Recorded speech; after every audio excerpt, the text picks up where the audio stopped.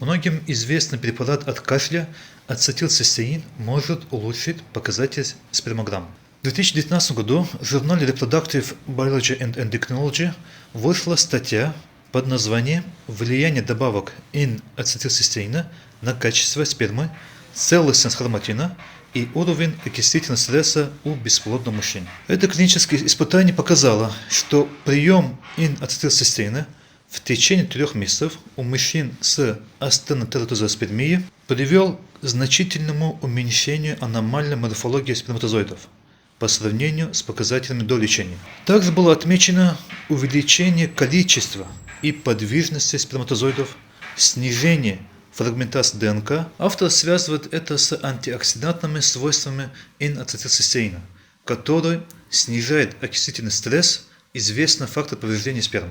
Есть другие, более ранние исследования, подтверждающие данный эффект.